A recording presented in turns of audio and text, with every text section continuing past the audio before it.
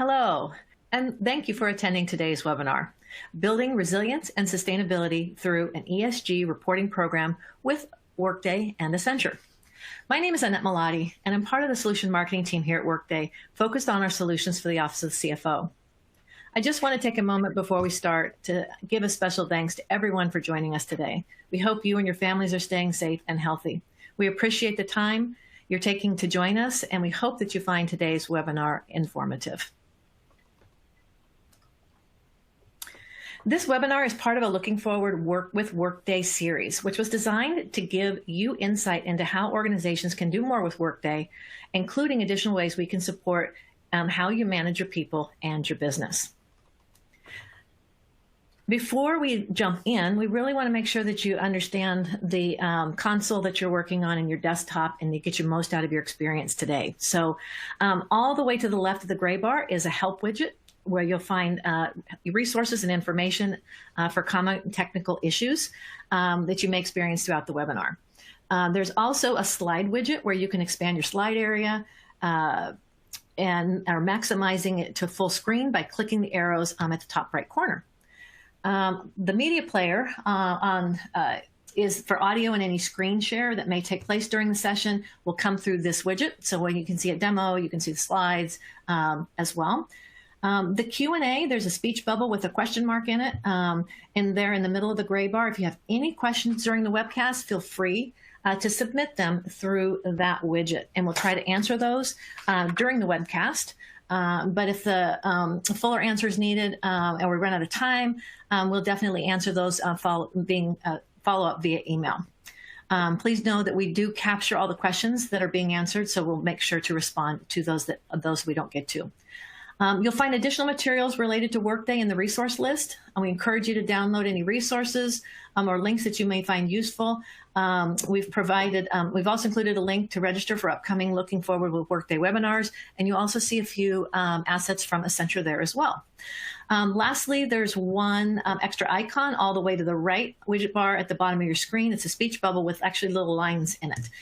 That's to complete a brief 3-question survey at the end of the webinar that will help us bring you topics that you would like to hear more about, and also to improve future webinars. We really encourage you to take a minute toward the end of the session to provide us your feedback. Lastly, this is an on-demand version of the webcast will be available approximately 1 day after the webcast and can be accessed during the same audience link that was sent to you previously.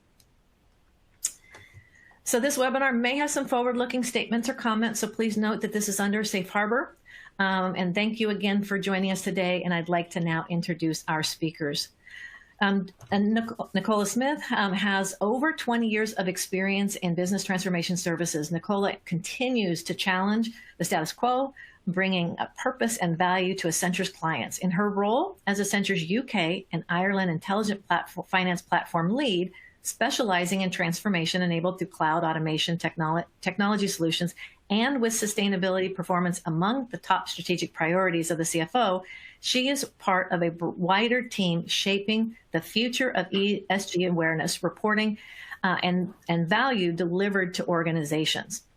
Next, we have Brittany Pettit. She's a senior solution consultant at Workday with over 10 years of experience in client-oriented solution selling. She's passionate about using technology to solve complex challenges, from attracting top talent to reducing global carbon emissions in a regenerative economy. And she's also a Bard College Sustainability MBA candidate with a focus on impact finance. So we have one quick question before we're going to jump into our agenda. We always like to see who we've got attending our webinar, just so we can make sure that we are presenting and sharing information that would be applicable to you. So what is your current role? If you can just take a few seconds here to select whether accounting, FP&A, procurement, supply chain area, IT, HR, payroll, executive, or other. So hopefully that is something pretty easy for you all to do. We'll go ahead and see what we've got. Okay, we've got A majority of you are on the HR payroll side, which is great because we will be talking about some of the belonging and diversity aspects. In IT and accounting, we got good representation as well. Okay, on to our agenda. So we're going to kick off with a research update from Accenture. The majority of our session today will be focused around ESG reporting, how ESG reporting programs are evolving. And this is really a conversation that I'm going to moderate between Brittany and Nicola. There'll be some demos interspersed throughout that to liven it up a bit and to kind of show you, to keep you interested and keep you engaged. We'll then follow up with a Q&A, but please feel free as questions are coming up to put them in the Q&A widget. Depending upon the question and their relevance to the topic, I may answer them throughout, or we may hold them until the end. And then we'll wrap up quickly with some key takeaways and resources. So with that, I'm going to go ahead and turn it over to Nicola to kick us off with some of Accenture's research. Thank you, Annette. And hello to everybody on the webinar. And thank you to Workday for inviting me to today's webinar. I'd like to start by sharing some insight from a recent survey that we conducted earlier this year in relation to the changing role of the CFO and the evolution of the finance function. We interviewed over 1,300 CFOs and finance leaders across 14 countries and 13 industries. And the research concluded that speed, increasingly, is an essential differentiator for CFOs and the finance function. The CFO's role continues to evolve, carrying high expectations from the board, the CEO, and the broader leadership team, acting as a business's economic guardian. One of the key findings from our research confirmed that the CFOs are increasingly responsible for the ESG agenda, with a large dependency on data and digital, aligned with existing financial planning and analysis capabilities. In fact, of the CFOs we interviewed, 68% said that finance takes ultimate responsibility for ESG performance within their organization. The same proportion of CFOs consider identifying ESG frameworks, material issues, and metrics to focus on as a key priority for the current financial year. ESG provides a way for CFOs to tell their organization's story. It's about long-term strategy for value creation and how it's contributing to society and building trust. This is a strategic priority for leadership, and CFOs will play a critical role. Organizations need to create societal value through ESG performance, and CFOs play a critical role in addressing some of the most pressing societal and environmental challenges of our time. CFOs can ensure that ESG performance metrics are embedded in financial performance reporting, leveraging data digital, and activate ESG priorities at speed. And finally, I'm pleased to say that we at Accenture also have a strong sustainability agenda. And why wouldn't we? When we see those companies who have combined sustainability into their business strategy are 2.5 times more successful than those who have not. So I really hope you enjoyed today's webinar. I'm just going to hand you back now to Annette.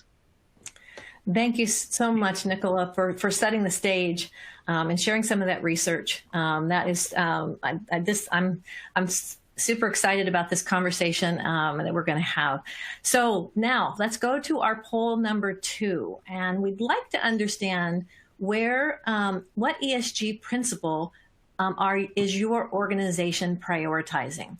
Is it around environmental, around greenhouse gas emissions, air quality, energy, water, waste management, et cetera? Is it around social? Access and affordability, labor practices, employee health and safety, diversity and inclusion, material sourcing and efficiency, et cetera? Or is it governance around the management and legal, regulatory environment, systemic risk management, et cetera? Or all of the above?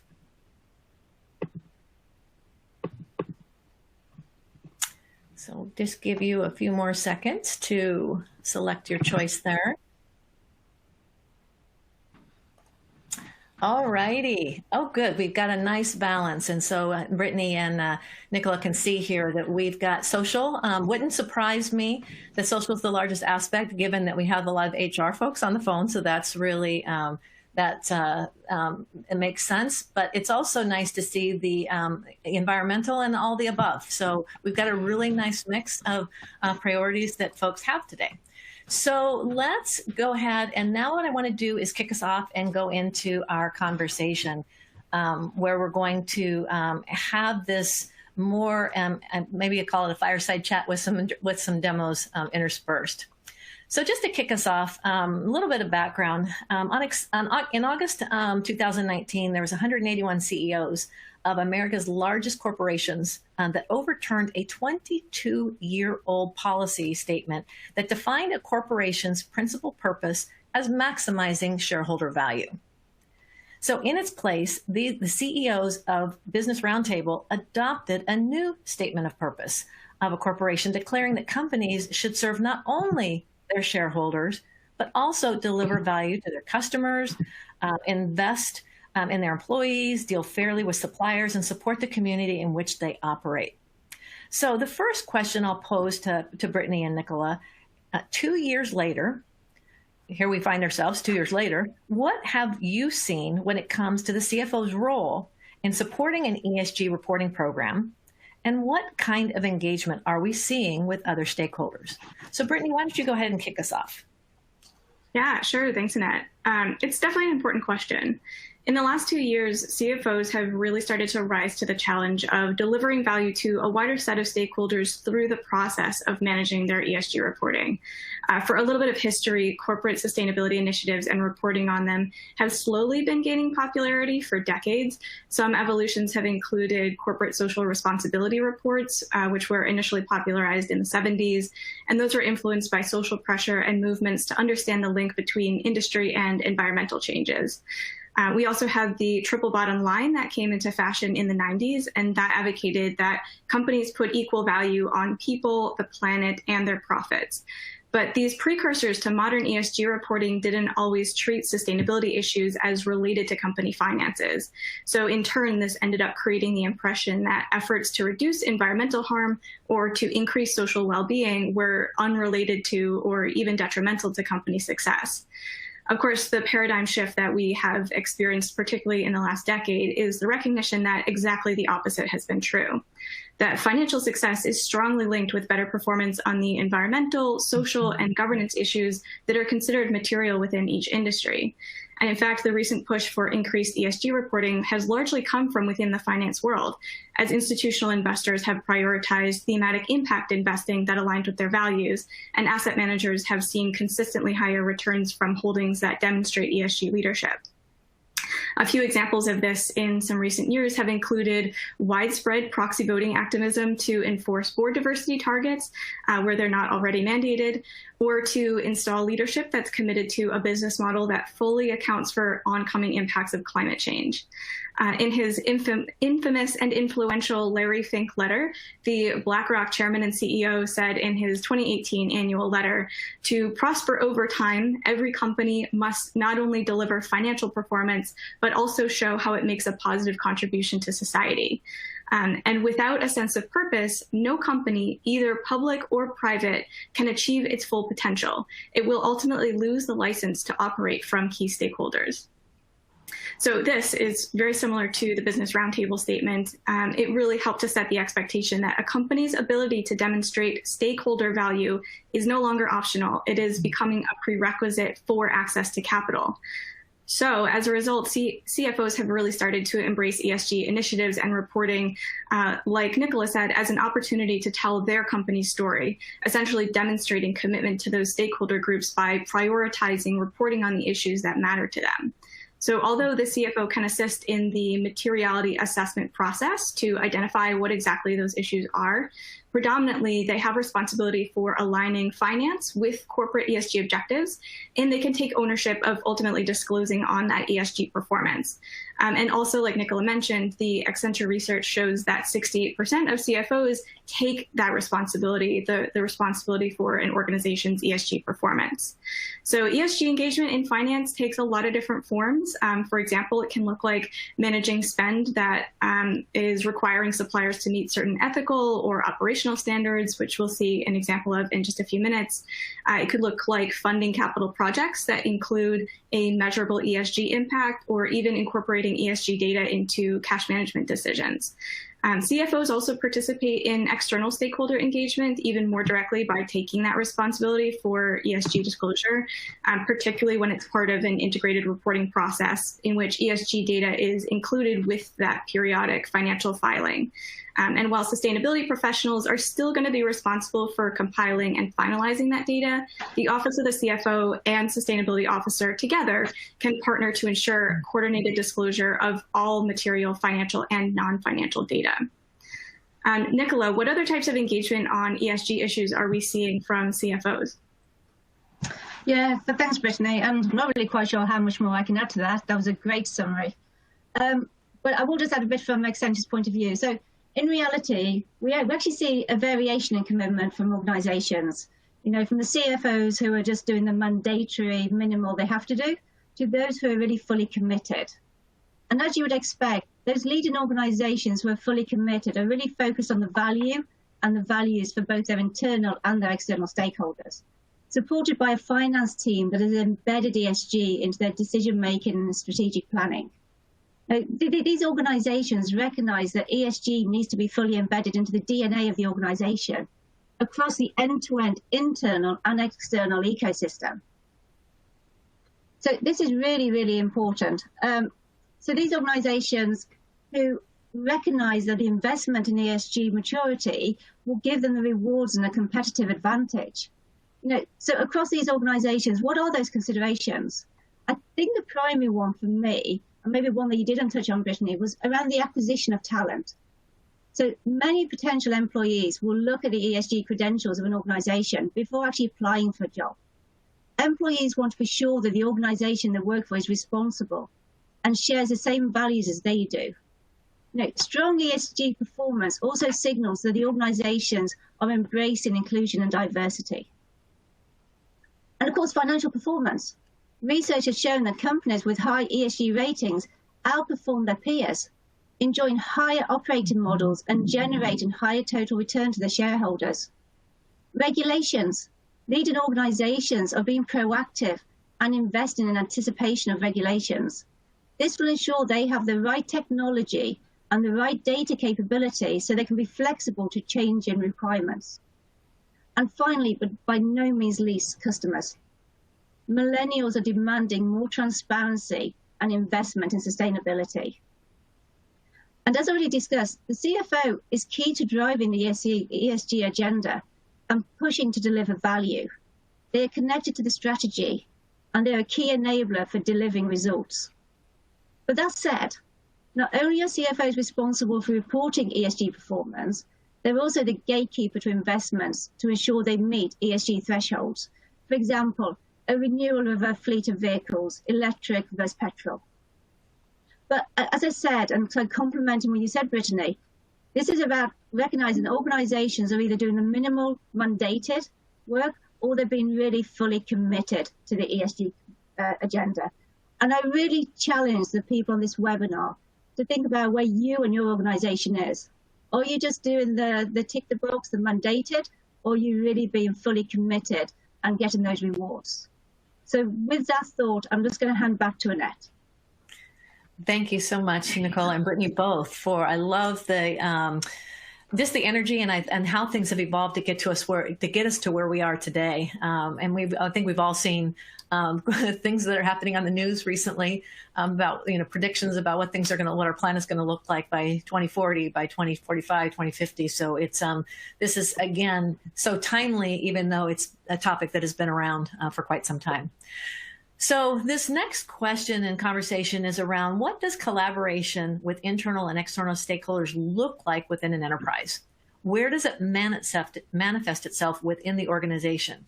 In essence, we're looking at how are organizations incorporating sustainability into their day-to-day processes and decision-making. So Brittany, you want to kick us off here? Yeah, sure. And I'll really build on what Nicola just discussed in terms of company maturity. Essentially, the more mature the company is in its approach to sustainability, the more collaboration they have across key stakeholder groups. So moving from more of that mandated or compliance-oriented approach into a more integrated or complete model really does require incorporating sustainability into new areas of the business and sharing more information with each other. So I know social issues are really resonating with folks on the call. So for example, the S in ESG of those social issues has historically been considered the responsibility of HR, right? So things like managing employee health and safety or workforce diversity. But an organization with a more sophisticated approach to sustainability, let's take a retail chain, for example, is going to recognize that prioritizing health and safety for all stakeholders also includes the health and safety of consumers using its products and the health and safety of labor all throughout its value chain, from raw materials sourcing to manufacturing to transportation. So from a sustainability perspective, the goal of making a positive social impact requires more coordination and strategic alignment across many more stakeholder groups. To give you another example in the social category, diversity and inclusion is another good one. So HR has historically managed that compliance reporting, things like EEO and OFCCP here in the United States. But truly prioritizing diversity, representation, belonging, and equity as a governing principle requires a more comprehensive approach. So if we take a finance firm, let's say a bank, for example, they may also focus on the equitable access that customers have to its services or to retail locations. They may focus on creating new products like small business loans that are going to be tied to measurable social impact outcomes. So the more mature the sustainability strategy, the more coordination across stakeholder groups is really required. And that coordination means that functional areas within the business need to share data with one another in a bidirectional way. So sustainability-related information must be disseminated to leaders and decision makers to incorporate into their practices, and ESG reporting teams must have access to all of the relevant data to track their progress and prepare for external ESG disclosures. And I'll let Nicola show the ecosystem of stakeholders. It's quite expansive, and it really does require significant coordination to manage sustainability issues across all of these groups. Nicola, do you want to talk a little bit more about those stakeholder groups? Yeah, thanks, Brittany. And hopefully people can see the slide and just see the extent to the kind of stakeholders we're talking about here. You know, it's the internal, it's the external, it's the wider ecosystem. You know, but we do recognize that organizations are faced with stakeholders' increasing expectations of responsibility, and their responsibility being beyond just regulatory requirements. So I'm going to try and bring this to life for you with a few numbers. So research shows that ESG-driven organizations outperform competitors by approximately 5% per year, reinforcing the belief that stakeholders are increasingly convinced of the beneficial correlation between people, profit, and the planet. Also, 88% of investors see sustainability as a route to achieving an advantage over their competitors. But this means organizations must do more than just enough. Corporate social responsibility needs to be embedded into this wider organization's DNA. And finally, research shows that 43% of consumers walk away when disappointed by a brand's words or actions in relation to social issues. And again, this is a strong belief, especially in the millennials generation. So CFOs recognize that many stakeholders have an invested interest in the ESG performance of their organization, and that they play the role as the orchestra of the stakeholders by leading engagements and setting clear priorities. And I was going to talk about a couple of this on this diagram. So the regulators are still to agree on a universal framework. However, leading organizations are investing now to stay ahead of future regulation. In regulated environments, public authorities set the terms of engagement. So the key is to focus on the direction of travel rather than the immediate constraints. Suppliers, the focus is not only inward looking. Like I said, this is the wider ecosystem. And there's a growing scrutiny from stakeholders and organizations to know who they are doing business with. It's imperative organizations have a strong commitment to ESG and to know how their suppliers are performing. And finally, risk. Organizations could be exposed through their investments. It's important that they have the necessary capabilities to measure and report their ESG exposures through their investments. So the customer, the supplier, the employees now matter more than ever. Their choice has a significant impact on an organization's bottom line and its sustainable future. And hopefully now Brittany's going to bring some of this to life for you by showing you a demo. Yeah, thanks, Nicola. It's a really great color. I'm looking forward to this as well, actually, Brittany. This is my favorite part. Okay. So hopefully everyone can see my screen. And speaking of bringing things to life, we just wanted to provide an example of really what this can look like with a platform that enables you to share this information back and forth across your stakeholder groups and really start to understand what's important and incorporate sustainability into some of that decision making. So in the couple of examples that I have for this sort of topic, one that I wanted to take a look at is exactly what you were just talking about, Nicola, which is supplier accounts and supplier engagements. So for organizations that are concerned with engaging their suppliers and understanding their value chain a little bit more, one really easy way to engage more sustainably is to track spend by supplier participation in various sustainability initiatives. So one that we participate in here at Workday that I believe about 1,000 other companies have already joined us in is the Science-Based Target Initiative, which is committing to a certain level of carbon emission reduction in accordance with the science from the Paris Climate Accords. So the goal is to prioritize spend with other participants in the Science-Based Target Initiative who have also set their own targets and have committed to reducing emissions of their own as well. So for example, we can take a look at supplier spend and incorporate whether or not that company has set a science-based target. So on a regular basis throughout the year, we can check in and maybe start to shift a little bit of spending in the direction of some of those folks that, or some of those vendors that are participating in the Science-Based Target program. That can be done through either finding alternative suppliers to those that we already have relationships with, or just expanding on current relationships with our top suppliers. So if we have a professional services firm like BMS, for example, we want to continue to maintain our relationship with them. We were able to encourage them to set their own science-based target. So we can see that information stored within Workday. It's very easy for us to access. And as a buyer, I can easily see any relevant information, and procurement can easily slice and dice any relevant spend data by participation in some of these sustainability initiatives. One other example, more on the social side, is really starting to get a deeper, closer look at diversity and inclusion within the workforce.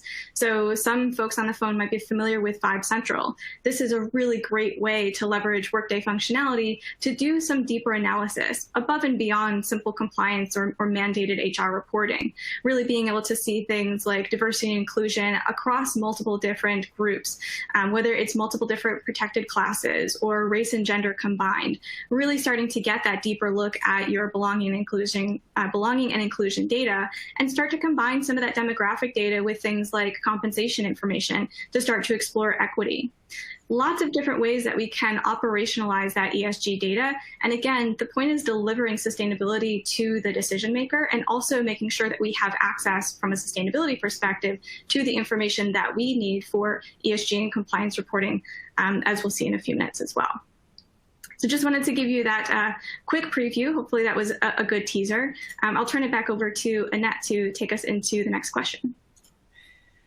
Thank you so much, Brittany, for that demo, and Nick and Nicola and Brittany for your conversation. I just this topic is pretty exciting, and I look at what's possible when we think about putting purpose out in front of our agendas. At organizations. So we've discussed the broader collaboration across the internal and external stakeholders, which means ESG data can come from a variety of sources throughout and across an enterprise, and even externally from the to the enterprise. So when it comes to ownership, why is it so important that the CFO owns the ESG data? So Brittany, you want to kick us off?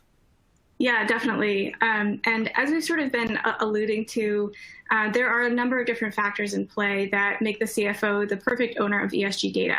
So as Nicola mentioned earlier, we are moving toward a more regulatory environment. ESG data is going to require additional data governance, particularly for public companies, as frameworks continue to standardize. Ultimate responsibility for the accuracy of material risk disclosure already lies with the Office of the CFO. So incorporating additional elements like climate risk or other non-financial material considerations that investors require is a pretty natural fit. And as we also mentioned earlier, publishing all ESG disclosure as part of an integrated reporting process can also help to keep sustainability and finance teams in sync. Another big consideration to think about with changing regulations like the European Union's Sustainable Finance Disclosure Regulation or the new SEC recommendations that we're expecting here in the US is going to be auditing and insurance or assurance for ESG disclosure data. So internal audit teams at some companies are already reviewing ESG data, which just provides that additional level of oversight to ensure that the data quality and accuracy are there, just as with financial disclosure. And also, just like financial disclosures, external assurance from CPAs is available as well. And it's becoming increasingly common as ESG data is more scrutinized. Rigor around data management is already a core competency of the Office of the CFO, and this can and should include oversight of both financial and non-financial material data. But I'll let Nicola speak to some of the challenges and changes that we're seeing with ESG data governance and how the Office of the CFO can plan for these. Thanks, Brittany. And that's exactly what I want to do. I want to talk a little bit about the challenges and some of the things we think you should be doing to start on that journey to overcome some of those challenges. So as we know, organizations are on a journey to develop a capability to measure and report ESG performance to all stakeholders. And as we've just said, that is a vast amount of stakeholders. And data is at the core of delivering the vision. And to succeed, organizations need to address the data capture challenges. And I'm just going to talk about a few of these, which you'll be able to see on the slide. But honestly, these are just a handful that we thought we'd share with you. There are many, many more. So there's rapidly changing data structures. We know at the moment there's a lack of standardization in ESG disclosures, ESG ratings, and taxonomies. This means that data structures are still in flux. There are still gaps in availability. So reliable sources for many categories of ESG and climate risk data are not readily available. So for example, Scope 3 emissions, supply chain, and asset data. We still have ambiguous data ownership. Some ESG use cases rely on the enrichment of data, which actually this falls outside of the traditional ESG definitions. So ownership needs to be defined. Lineage and certification. There's reliance on unaudited disclosures, which creates issues around the reliability and comparability of ESG data. And again, I'm going to say finally, but by no means the least, behavioral change and usage patterns. Use of ESG data in the wider business is still being defined. So future demand and usage patterns cannot be easily predicted. Now, I really wanted to finish this more on a positive, because that sounds like quite a few challenges there. So what can we actually do to address some of these challenges? So organizations need to ensure there's a strong data foundation in place. And we at Accenture recommend the following approach: to diagnose, define, and capture. So what do we really mean by that? So during diagnose, you'll need to gain an understanding of your current ESG performance and exposures. Assess the finance function's maturity and set an ambition towards the ESG excellence. You'll then be able to define and create an ESG reporting framework and develop an operating model to track, forecast, and report your ESG KPIs. And then in the final stage, you'll be able to develop that data strategy, define target data architecture, and combine ESG with finance data for predictive forecasting and scenario modeling. So coming back to the actual question proposed by Annette, CFOs are the gatekeepers of financial data, and the stakeholders are requesting greater transparency into financial and ESG data through integrated reporting. We see CFOs owning the ESG data and the reporting as a combination. So again, I'm going to hand back to Brittany, who will do you another teaser on a Workday demonstration. Yeah, thanks, Nicola. So I'm going to go ahead and build off a little bit of what you said around data ownership and what lives where and how and why. So we wanted to give you a few examples of ways that a centralized platform like Workday can give access to the users everything that they need in order to centralize that data, whether it's for ESG reporting, preparing those disclosures externally, or just tracking and benchmarking and having a better understanding of what's going on within the organization, but being able to share that access across different stakeholders like finance or like sustainability. So to give you one example of leveraging Workday functionality to do that, something that we do here at Workday is we distribute a commuter transportation survey in order to start to understand our various different scopes of emissions, in this case, our scope 1 emissions, which are affected by operations within the business. So just as a quick example, we can leverage Workday functionality to push out a survey to capture from employees their frequency that they come into the office, how far away they may live from the office, and the method of transportation that they would take, depending on sort of their common transit methods. With that information, then we're actually able to distribute that and really take a closer look and analyze that information to help our sustainability teams better sort of collaborate over where there might be changes that need to be made. So to Nicola's point about behavioral changes, once we have this type of information, now we can start to drill in and really get a better understanding of how different commuters in different regions commute to and from the office. So we can see things like in different regions, different types of vehicles may be popular. But that's not all. The benefit of having a single system and being able to collaborate across different stakeholder groups is also being able to drill in and get a deeper understanding of this information. For example, with all the HR folks on the phone, we might explore this by age group or by benefits group, for example, right? So let's say that we wanted to look at fully electric vehicle passenger vehicles in EMEA to really understand which of our benefit groups we might be able to offer an additional incentive. So maybe additional chargers at those offices, for example, really starting to get a sense of where that activity is so that we can partner with our benefits team and sustainability team to create an initiative that's going to support those sustainability efforts, but also has real HR impacts as well. To build on that, the sort of next step in that process is to say, now that we have an understanding of different folks' commuter habits, let's also use that information to understand the actual scope 1 emissions of that data. So if we take a look at the survey data with a carbon emissions factor applied to it, right, leveraging an analytics tool, for example, that allows you to pull in that emissions factor, now you can start to slice and dice not only habits by different regions or age groups or benefits groups, what have you, but now you can also start to understand the impacts of carbon, right? So based on those carbon emissions factors, maybe we want to understand which locations specifically within EMEA are the biggest emitters, where folks might live the furthest from the office, for example, here in Stockholm, that we might want to focus on an emissions reduction campaign. So maybe an additional incentive for a public transit utility or a drive to work from home, even more than folks already are, as excited as they are to get back into the office, or convince them to bike to work a few extra days a week, for example. Lots of different ways that across the organization we can really partner together to achieve our overall objectives, but it all comes from centralizing this information into a single system. That's just one quick example. There are plenty of other ways that we can think about centralizing that data and sharing it across the organization as need be. So for example, in terms of scope 3 emissions, just exploring things like how supplier spend across multiple different spend categories might shake out, where there's opportunity to improve spend across those different categories based on the related estimated carbon emissions. Maybe we're looking at scope 2 emissions, for example, by pulling information from a utility bill, for example, in our scope 2 chart, where we're taking a look at our energy spend and really being able to explore by each different region where our carbon intensity is the highest.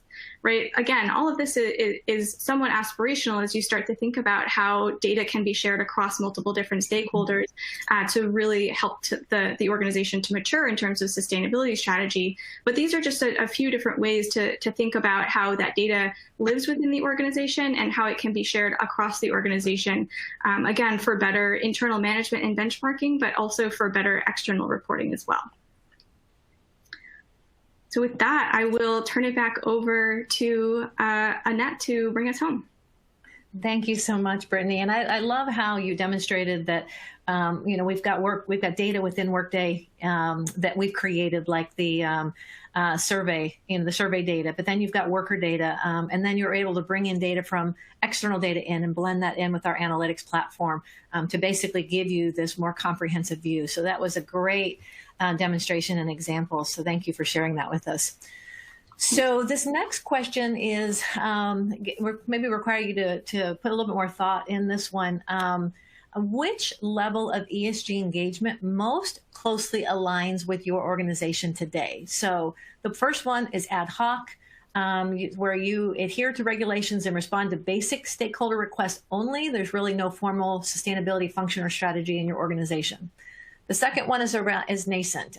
You take a variety of proactive, reactive responses to critical issues in order to reduce cost and risk, and you produce some baseline ESG reports.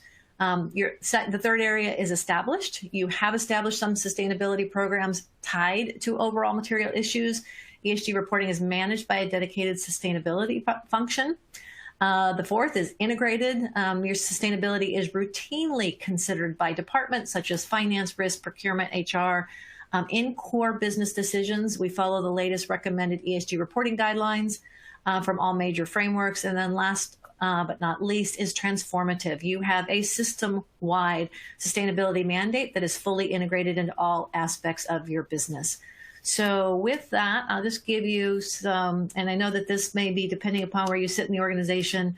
You may not have as much visibility to this, but still would love you to take a shot here. Okay. So with that, let's go ahead and see where you all are at. Okay, so early stages for quite a few of you. Over half of you are in ad hoc and nascent, and then some of you have a nice quarter. That's a nice percentage actually have integrated in across your various stakeholders and departments. So that's great to see.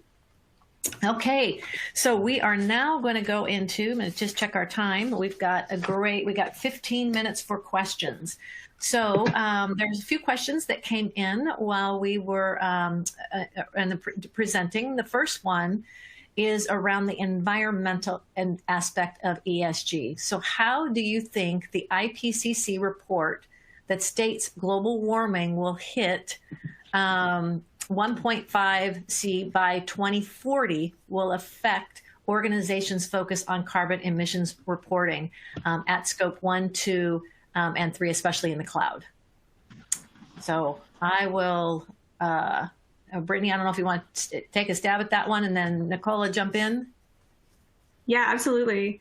Yeah, that's a really great point to bring up. And that report was very alarming. So it's very interesting to hear it brought up in this conversation. It is a good question. And I think based on some of the results of our survey, what we're seeing is that it's going to impact different companies differently.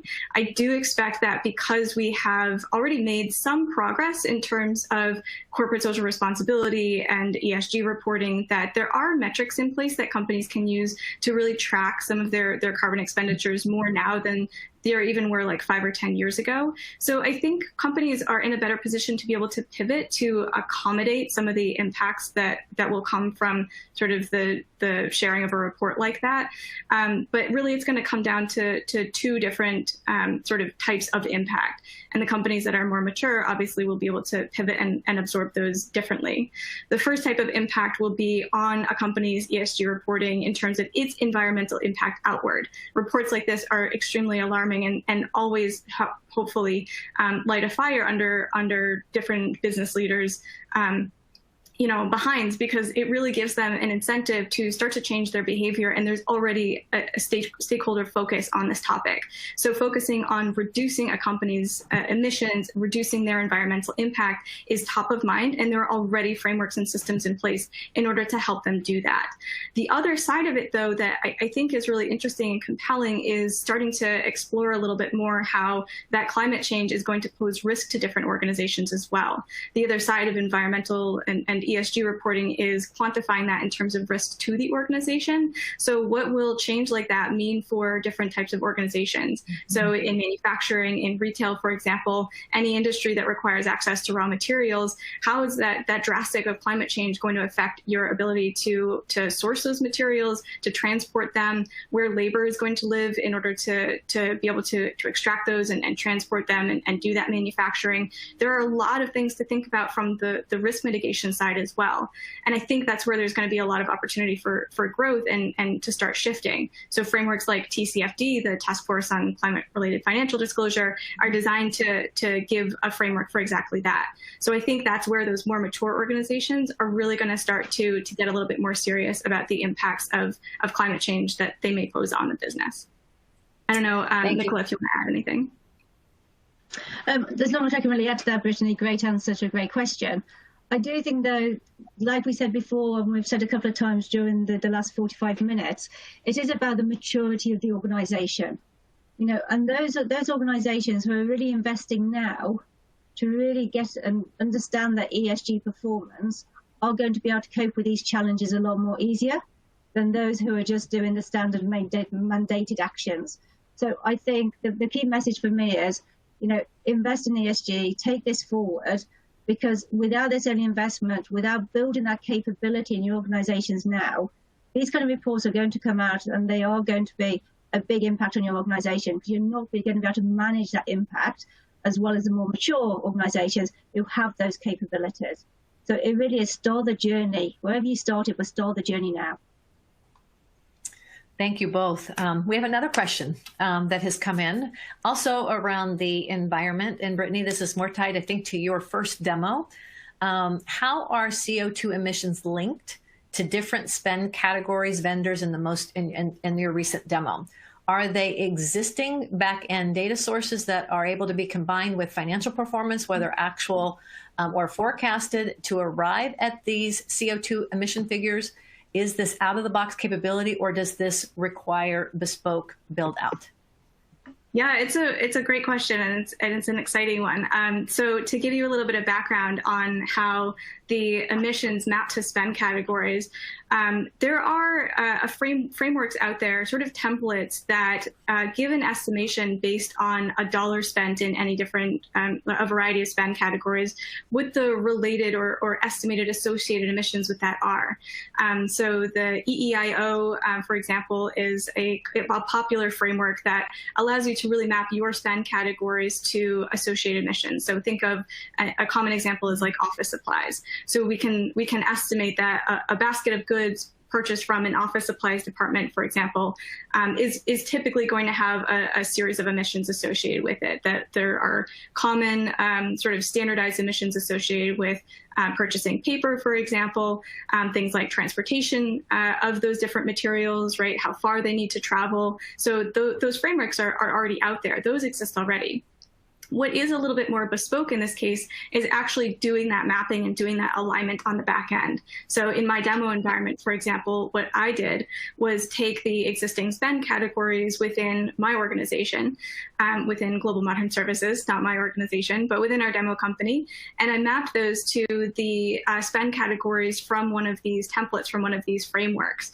And so based on that, as spend sort of happens throughout the year, as we start to rack up dollars in those different spend categories, we have that real-time visibility into what the estimated associated carbon emissions are. It does take quite a bit of effort, and it can be a highly complex process. But even from an initial standpoint and taking a first pass at some of that data, it's a really convenient way to start to get an appreciation for, just roughly speaking, what Scope 3 emissions look like for your organization without having to painstakingly necessarily go through every expense line by line and attribute emissions yourself. It can save a lot of time if you're, you're up to the task of doing that mapping up front.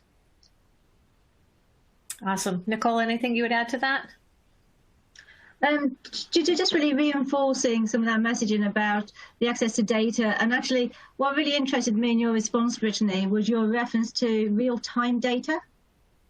And I think this is something we have to think about with ESG. There will be some metrics and some KPIs where the real-time data is really important. But actually, we then need to think about what do we really mean by real-time data, and which metrics do we need real-time data for, and which metrics do we not. So I think my only kind of response back out to people listening to the webinar is real-time data is great and fantastic, and there is a need for it. But there isn't a need for all data to be real-time. So really think about what you're monitoring, why you're monitoring it, and then what the solution is. Don't overcomplicate it if it doesn't have to be overcomplicated. But, focus on getting that strategy right for your ESG data. Great point. Just a reminder to attendees that to ask any questions that you might have using the little speech bubble with the question mark in the question widget. But we'll go ahead and go to the next question. This one, Nicola, from your position as a management consulting firm, I think this one would be interesting for you. So why invest now when the regulations around ESG reporting are still not completely defined? Good question. And I did touch on this earlier, and I think I actually spoke about the reason is to invest now because they're not defined. Actually investing now, you can start and shape those regulations. You can start and be part of that journey. You can start and understand really the complexities behind them. So don't just look at the investment, wait until the regulations are going to be defined, because they're going to be evolving and changing for quite a while yet. And you will still have metrics and compliance to adhere to. Also think about investment, like I said, investment in your people, investment in the talent. You need people who will be able to really understand this and respond in an agile way. You need to be able to respond to those changing requirements. So think about the investment now, think wisely. It's about from my point of view, I think it's more about investing in your people and in your talent. And as I said earlier on, to really get the right talent for ESG, you really need to be showcasing you are on that journey yourself. Yeah. Because otherwise you will have difficulty attracting that talent. Yeah, it could be another, not only investing in your people, but also investing in your systems, because if your systems don't have the ability to capture some of this data, store some of this data, then you're basically taking data from your core system out in some type of a system and doing it there, as well as being able to do it in your core system of record. So another question, and Brittany, I'll pass this one over to you. There's a lot of organizations now have a chief sustainability officer. And so the question is around who does the CSO typically roll up to, or where does sustainability fit in an operating model? Yeah, it's a very fair question. We hear that often. So sustainability is a still burgeoning domain. So right now, there is a lot of attention, a lot of interest in this topic. There has been all of this development, particularly in the last decade or so, but that hasn't really given us enough time to identify exactly what best practice looks like or what standard practice looks like. It's impossible to establish a tradition when it hasn't been around long enough to create one. So right now, the Chief Sustainability Officer may have many titles. So CSO is one of them. It could be Director of Sustainability.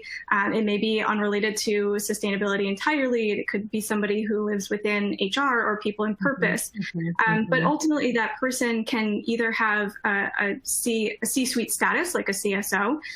They may roll up through a legal department. For example, that's how Workday's Chief Sustainability Officer relationship is structured. It could roll up through people in purpose. It could include somebody in finance based on the ESG reporting that a company does, so a public company, that's a little bit more common. There are many different ways for a Chief Sustainability Officer to have a role in an organization. All different industries and sizes are going to have different requirements around what it means to be a CSO. And so therefore, the structure isn't fully defined yet. it's definitely something to explore and something to think about within your organization, where the CSO sits, what makes most sense, how that person is going to have more access to different parts of the organization and be able to distribute information more widely, capture that information in a more seamless way. And however that structure looks within your organization is going to be the best nexus for a CSO role. Awesome. So one last question. So we've still got a few more minutes. If folks have more questions, please do submit them. So one of the things I think that's interesting, and this question kind of hits on this, is the industry and how requirements are so unique by industry. Because obviously, if you look at a manufacturer or a products-based company versus a service-based company, you see some big environmental differences between the two. But so the question is around, I see all sorts of frameworks and guidelines when it comes to reporting. How do I know which are applicable to my organization? So Brittany, you want to take a stab at that and then? Yeah, absolutely. Another very good, very common question, especially for some of the folks that are newer to really thinking about how to apply sustainability to the organization. It's maybe not something that's top of mind, or it doesn't necessarily occur as an important question until you go to execute on a sustainability strategy. And that's when you really have to take a step back and identify what does sustainability look like for us. So a couple of different guidelines that I can offer there. The first is to look at some of the reporting frameworks that exist already that do incorporate different industry priorities within their recommendations. So the most common one is the SASB framework, the Sustainability Accounting Standards Board, which recently just merged with I think it was the IIRC, and they are now the value reporting framework. To just give you an introduction to the alphabet soup that is ESG reporting, the value reporting framework that it now owns the SASB materiality matrix is an excellent resource for identifying which issues are going to be most relevant for an organization. Right. So from a manufacturing perspective, like you said in that, there are many different implications. There are different considerations. There are different stakeholder groups entirely than there are from something that's more service oriented, like finance or like the tech space, for example. So SASB is a great resource to use to start to understand that framework. And the other thing that I recommend is to really start to think about conducting a materiality assessment within the organization. So the materiality assessment process, it involves pulling together all of those different stakeholder groups, really starting to think about that entire wheel of stakeholders that Nicola shared with us and get their perspective and find the issues that are relevant to them. And then based on what's relevant to the business and relevant to your external stakeholders, you'll start to get a better sense of which issues to prioritize, which ones are going to be top of mind for your stakeholder groups, how investors are evaluating the organization, how employees are looking at whether or not the fit is there for them in terms of values alignment. Really hearing from all of those groups is going to give you the truest, clearest answer for sure. Awesome. Thank you so much. Well, we just have a few minutes to wrap up. I just want to first thank you so much a huge thank you to both Brittany and to Nicola and Accenture for participating in this engaging and really timely topic and an exciting topic as well. So just to wrap up, key takeaways. When we think about that, and this is, I think this is a great advice. This comes from, I think, mostly from Accenture, which I think is appropriate. That they propose the following 3 steps to establish an ESG reporting capability. So first, you heard Brittany talk about diagnose. You've also heard Nicola talk about diagnose. It's really assessing, understanding your current ESG performance and exposures, assess the finance function's maturity, and set an ambition towards an ESG excellence. So I think it's really to first understand what's applicable to your industry. Next is define, as Nicola represented earlier, create an ESG reporting framework, operating model to track, forecast, report ESG. This is really when you start defining what are the data elements and the reporting frameworks to support that definition. And lastly is to actually capture and develop a strategy, define target architecture, use cases, building on existing capabilities, which is really then, as we talked about in our session, operationalizing sustainability into day-to-day practices, processes, reporting, and decision-making.